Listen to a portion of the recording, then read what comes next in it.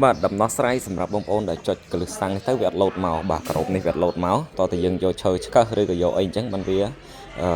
វាលោតមកអញ្ចឹងសម្រាប់បងប្អូនដែលមានបញ្ហាហ្នឹងងាយឯងបងប្អូនបាទក្នុងការដោះស្រាយវាទី1បងប្អូនត្រូវមើលមកកន្លែងនេះបាទនេះកន្លែងកលឹះនេះ